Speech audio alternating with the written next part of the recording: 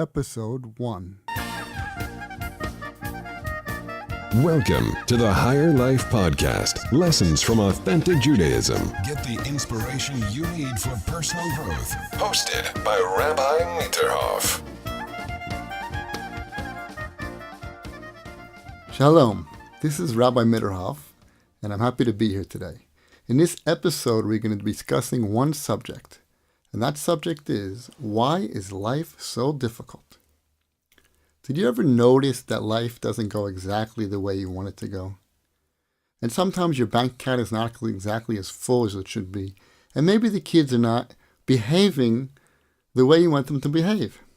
Anybody notice that? So the question is, why is life just so difficult? What's the Jewish answer to why life is so difficult? So if we look in the Parsha, V'yeshev, take a look over here. It says, V'yeshev Yaakov be'eretz Megurei Aviv, be'eretz Canaan. Yaakov dwelt in the land where his father lived, in the land of Canaan. And then the next verse goes on to say, these are the generations of Yaakov.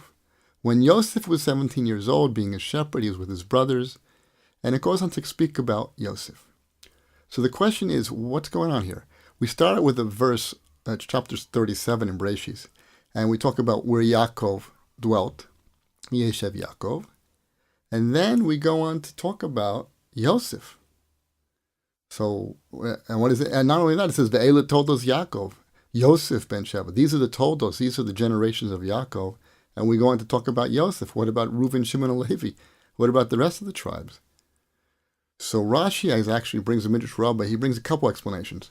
But the third explanation he brings, Rashi, in Midrash Rabbah, he says like this. I will read you the Rashi. The Rashi says like this.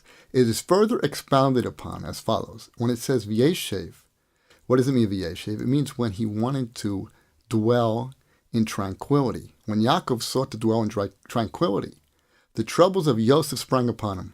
It was his dwelling in the land which caused the beginning of the problem with Yosef. Rashi goes on to explain. He brings the Midrash Rabbah. And the Midrash Rabbah says, the righteous seek to dwell in tranquility. Said the Holy One, blessed be He. What is prepared for the righteous in the world to come is not sufficient for them. But they seek also to dwell in tranquility in this world. In other words, God says to Yaakov, what is going on with you? You want to rest? What, it's not sufficient for you, the reward you're going to have in the next world? That's not enough? You also want tranquility in this world? So Rav Yerucham Amir, the Mashgiach of Mir from the last generation, he says, wait a second, what's going on with this midrash? He says, Madua be'emes lo, lama lo, why not? Mi soni le sadikim da'och le trei olam? Does God hate us that the righteous people shouldn't have two worlds? What, God is jealous or something? What, a person can't have it good in this world and also have it good in the next world? He has to really have it bad in this world? He has to have problems in this world in order to have it good in the next world? And don't think that the shalva that we're talking about that Yaakov wanted was a shalva like ours. He says, chas v'chalila, God forbid. We're talking about the Yaakov who didn't sleep for 14 years. We're talking about somebody who's Mesiras Nefesh for sitting and learning Torah all day. He's willing to give over his life in order to sit and learn. And he is pushing himself to the limit. That's the rest that he's talking about. That we're just talking about he didn't want to have. He's not asking for luxury, a life of luxury. He just didn't want to have this problem with son Yosef, who disappeared for 22 years. He thought he was dead. Can you imagine the agmas nefesh, the aggravation that such a thing could cause a person? If he doesn't have peace inside of himself, how is he going to possibly serve God? Now, don't forget we're talking about Yaakov, who just finished his whole story with his brother Esau, who was about to kill him. And he also just finished the story with Lavan, who he suffered with. So Rav Yerucham wants to explain. There's a verse in chapter 32 in Bereshis, verse number 5, I believe it is, yes. When Yaakov sent his entourage to go to Esau, he wanted to tell him, you should tell me, you know what? I lived with Lavan, and I have tarried to now, and I've survived. We read that in Hebrew. It says, V'im Lavan Garti, exactly. Im Lavan Garti, I lived with Lavan, v'achar ad ata, until now. So Rashi explains, so what was he trying to tell Esav, you better watch out, because the word Garti, Gimel Reish Tuf Yud, has a numerical value of 613. That is to say, I live with the wicked Lavan, but I still kept the 613 commandments, and I didn't learn from his evil deeds. So you better be careful, Esav, because I am still righteous, and even though I was with Lavan, which is a big feat in itself, that I did not fall into wickedness. I kept the Torah. So Rav Yerucham wants to explain what's going on here. Why is he mentioning this Garti to him? He says it's much deeper. He says like this. He says Lavan was like the furnace. Basically, living with Lavan was an unbelievable difficulty. He changed his wages, says 10 times, and he says, like Klaus says, it's 100 times. He kept changing his wages. And then he worked for one daughter. He worked for 7 years. In the end, he got Leah instead of getting Rachel, and he works for another 7 years. He didn't steal anything. He kept his righteousness, and he kept being straight and doing the right thing, even under unbelievable circumstances. So that's what it means, Garti. So Rav Yerucham wants to learn from here an unbelievable chiddush, an unbelievable novel idea, which is what? He wants to say, Im Lavan Garti, Tariag mitzvah shamarti. With Lavan I lived, and I kept the 613 mitzvahs. Ki baladi, without this, Im Lavan Garti, ba'aldi kol eleka akashim, without all of these difficult times, and all of these things that stopped me from doing the mitzvahs. Ein hem kiyum shel mitzvahs. He wants to say, if you don't have difficult time, when you try to do the mitzvahs, when you try to serve God, if everything is equal, that's not called a mitzvah that's going to give you the next world. It's only a mitzvah under a difficult time. That's the mitzvah that's going to give you the next world. It's only by doing the mitzvahs under a stressful situation that a person is going to get the next world. You know, a lot of secular Jews ask me, do Jews believe in the next world?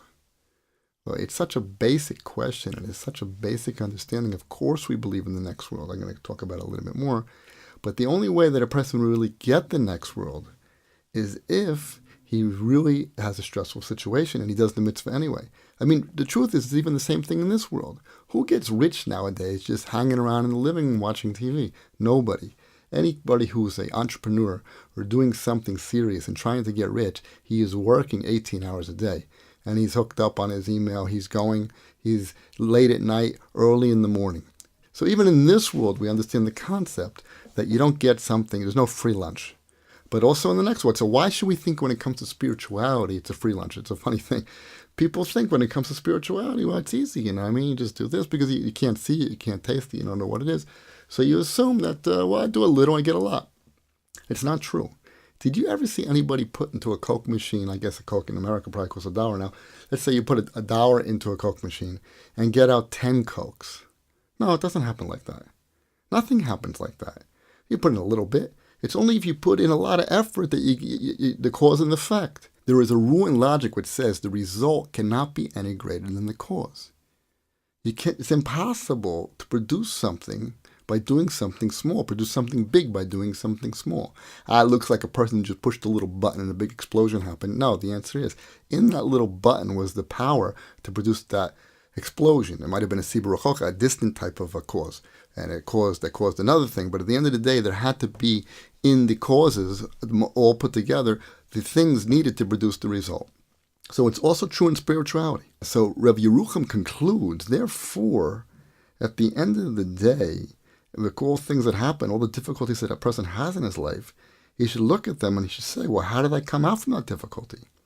Did I come out okay or not okay? But it's not a negative view of life. It's just a different switch in the mind as to what life is about. And that's what I want to speak about here. There's a sefer called Chavot Levavos, The Duties of the Heart. So he says there a beautiful thing. He says in this part of the book, he's talking about the mind speaking to the soul. And the mind says like this: the secret of your being is that the Creator created you out of nothing. In common with all spiritual beings that He created. Really, we started, before we came to this world, our soul was created out of nothing. And God created us. We're not equal to God, and God created us. So he continues and says, He wanted to exalt you and elevate you to the high degree of His treasured ones, the chosen and pure, who were among the close to the light of his glory.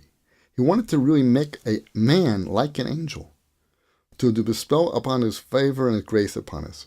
But you will only be worthy of these only three things. In other words, why are we recreated?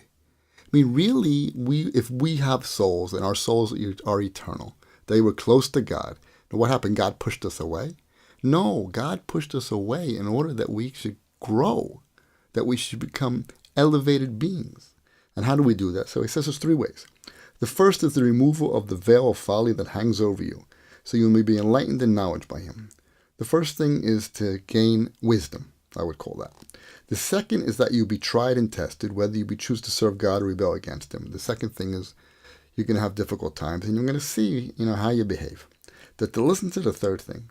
The third is that you be disciplined in this world by bearing patiently the burden of his service, in order that he shall raise you to the degree of the higher beings, the patient ones, to whom it is said, bless the God, his angels, mighty ones who do his bidding. So if you look in the Hebrew, you'll see he's talking about ha'elyonim hasovlanim, ha'elyonim v'hasovlim. You're talking about angels that sovel, patience. We were created to grow to be like angels. We were created to have good character. Now, how do we get that? Well, we're not going to get it just sitting in front of the TV. Maybe somebody gets in front of the TV and we don't react, so maybe we might get it sitting in front of the TV. But really, we get it by being in this life and having things that are coming our way, and we grow from them. Now, I'm going to bring you another book called The Path of the Just that was written by the Ramchal. This is the classic Musar Sefer, the classic Jewish philosophy. So he says like this, you see, it's a change in the mind of what is the purpose of life. It's not a downer, it's not a bummer, it's just a switch in the mind, which in the end really comes out sweet and beautiful, and even a higher elevated life. It's not depressing at all. It's the opposite, which I'll show you at the end. He brings another part in Mesilas Yesharim. It is actually exciting. I want to tell you what he says here. In summation, a person was not created for his position in this world. We were not created to be here, but rather his position in the world to come. We are created in the next world. However, through his position in this world, he acquires his place in the world to come. This being the ultimate goal. It's only through this world that we get to the next world. Therefore, you will find many passages from our sages of blessed memory that speak of the same comparison, of this world the place for time preparation, and the world to come as a place where one rests and consumes what he has already prepared. This world resembles a corridor, as I have written, and you should do them a day and receive them tomorrow. And he who toils there of Shabbos will eat like Shabbos, and the world is like the dry land, and the world to come is like an ocean, passes it, and things you might find many different pasukim talking about this kind of thing. Now here's the point I want to say. Therefore, you will surely understand that no intelligent person could believe that the purpose of man's creation relates to his position in this world. If you think about it, you'll see in a minute that we're not created for this world. Because look what he says. For what significance is there to man's life in this world? Is there anybody who's truly happy or at peace in this world? The days of our years among them are 70 years, and with strength 80 years. And they're filled with toil and anguish. How many different forms of anguish and sickness and pains and burdens there are, and experience after those, the person finally dies. 1 in 1,000 cannot be found whom the world abound with pleasures and true peacefulness. 1 in 1,000 can't be found. And even if such one, he lives to be 100, and he's as good as, and then he passes away, and he's gone from the world. So how is it possible that the purpose of a man is for this world? This world is filled with all kinds of problems. So what's the point? What are we doing here? So if you look in the book, Evan Shlema of the Vilna Gaon, he says at the very beginning, he says like this, the prime purpose of man's life is to constantly strive to break his bad habits. Otherwise, what is life for? I'll read that in Hebrew. It says, Iker chiyus ha'adam hi lehiskazek tamid b'shviras hamidos, im lo lama li chaim. Why is he alive? If a person is not growing, he is missing the purpose of life. He's missing the purpose of life. He thinks life is just purely about pleasure. I'll tell you a joke. One time a new rabbi came to the shul. And the president of the shul is there. He's going to speak on the Shabbos. He's going to speak.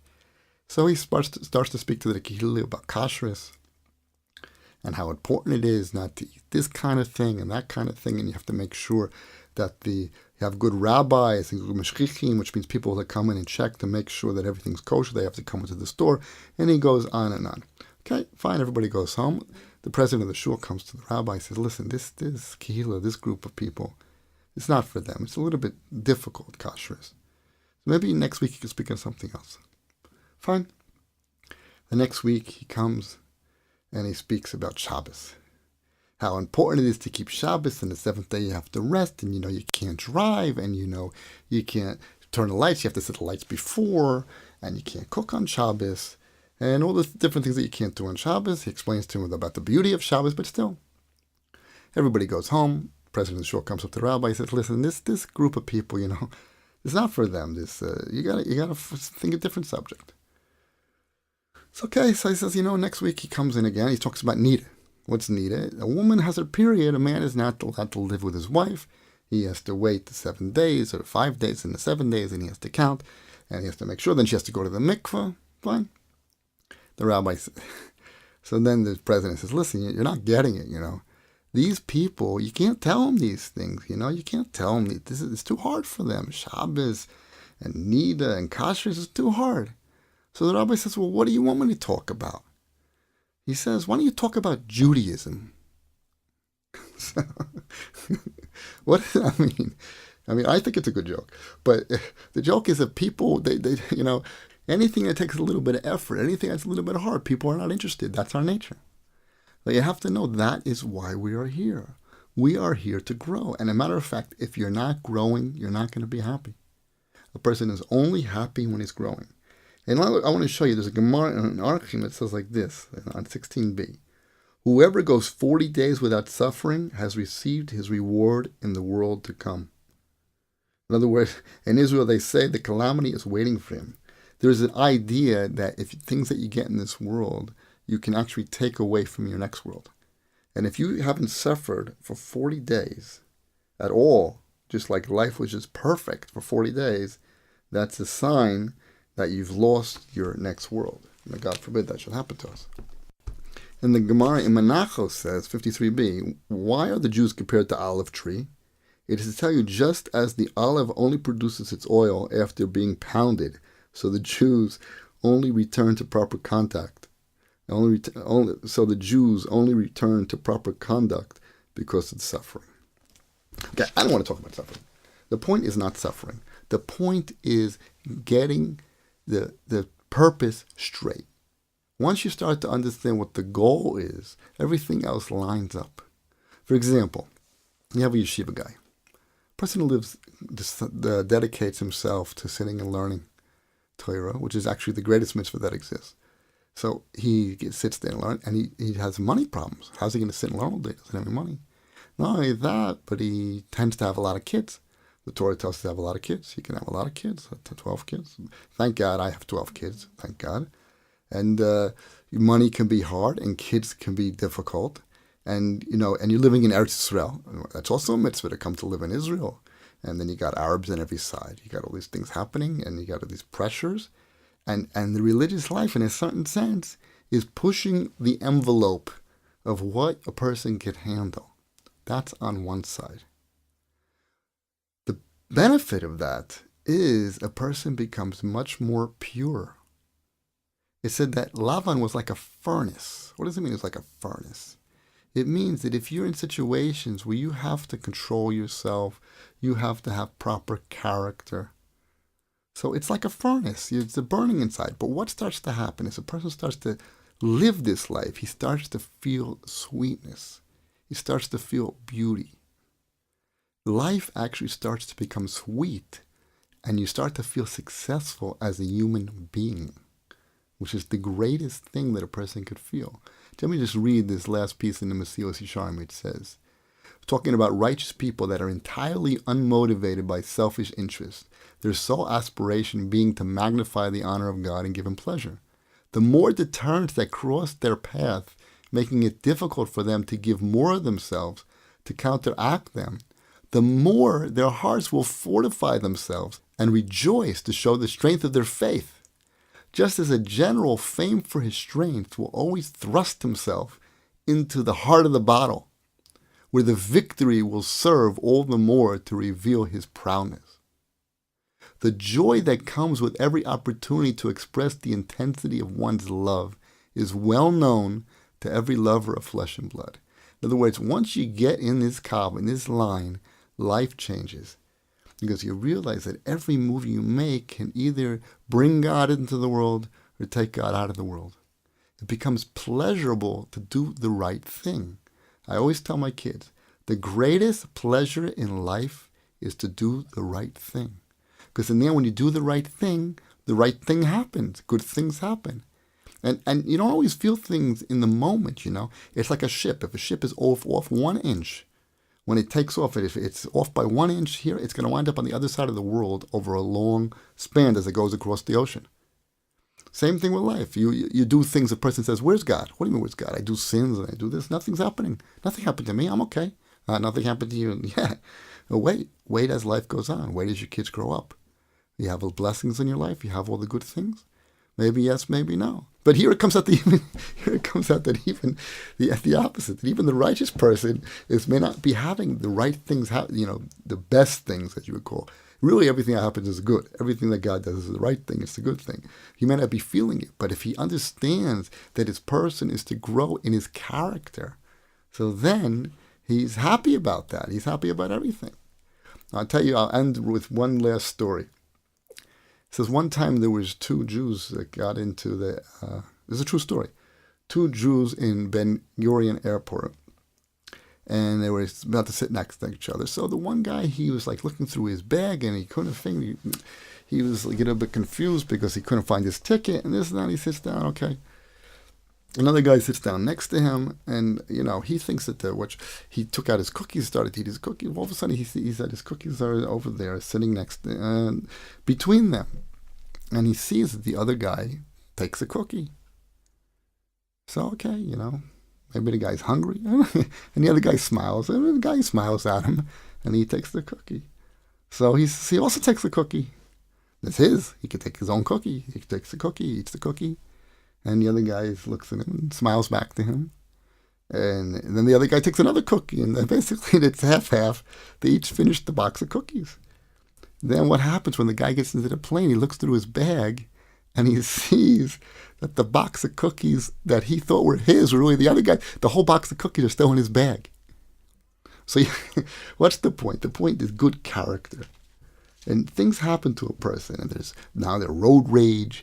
And there's upset about this. And good character. To be a mensch is the purpose of Judaism. A person has to be a mensch, which means, and not only to be a mensch, but the more you grow in spirituality, the more pressure that will be increased that you should be a mensch even under those circumstances. And those, according to Rav Yerucham, are the circumstances that are really going to give you the next world.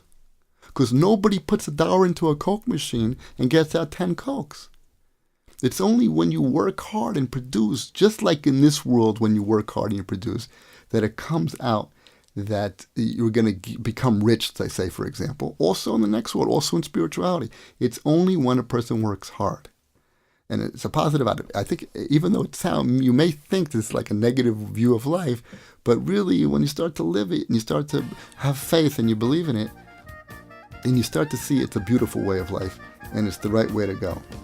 So that's the end of this episode.